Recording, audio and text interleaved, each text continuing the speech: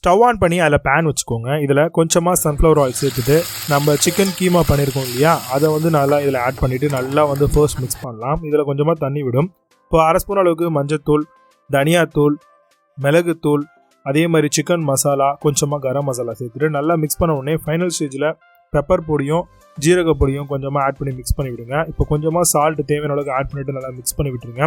கொத்தமல்லி தழை லாஸ்ட்டாக ஆட் பண்ணிவிட்டு நல்லா மிக்ஸ் பண்ணிவிட்டு ட்ரை ஆனதும் இதை ஓரமாக எடுத்து வச்சுக்கோங்க. இப்போ பீஸா பேஸ் எடுத்து அது மேலே வந்து நம்ம பீஸா சாஸை வந்து ஃபுல்லாக வந்து அப்ளை பண்ணிக்கலாம். இதில் மைனஸ் கொஞ்சமாக அப்ளை பண்ணிக்கோங்க. அதையும் வந்து ஃபுல்லாக அப்ளை பண்ணிக்கோங்க. டேஸ்ட் ரொம்பவே சூப்பராக இருக்கும். மேலே வந்து சீஸோடைய துருவலை வந்து ஆட் பண்ணிக்கலாம். இல்லைனா வந்து டைஸ்டு சீஸ் இல்லைனா மொசில்லா சீஸ் கூட ஆட் பண்ணிக்கோங்க. மேலே வந்து சிக்கனை வந்து நம்ம பண்ணியிருக்கோம் இல்லையா, அதெல்லாம் ஃபுல்லாக அப்ளை பண்ணிக்கோங்க. இப்போ இதுக்கு மேலேயும் வந்து நம்ம டைஸ்டு சீஸாக வந்து நம்ம ஃபுல்லாக வந்து ஆட் பண்ணிக்கலாம். இந்த டைஸ்டு சீஸ் வந்து ரொம்பவே உங்களுக்கு சூப்பராக ப்ளஃபியாக இருக்கும். இப்போ இதெல்லாம் முடிஞ்சிருச்சு. இப்போ ஓவனில் வச்சுக்கலாம். வச்சுட்டு இதை வந்து ஒரு 8.30 அப்படின்ற மாதிரியான மினிட்ஸில் வச்சுக்கோங்க. வச்சு எண்ட் பண்ணி எடுத்தீங்க அப்படின்னா சூப்பரான சிக்கன் பீஸா உங்களுக்கு பக்காவாக ரெடியாக இருக்கும். மேலே கொஞ்சமாக ஓரிகனோ ஸ்ப்ரிங்கிள் பண்ணிக்கோங்க. சில்லி ஃப்ளேக்ஸ் வந்து ஆட் பண்ணிவிட்டு சர்வ் பண்ணுங்கள்.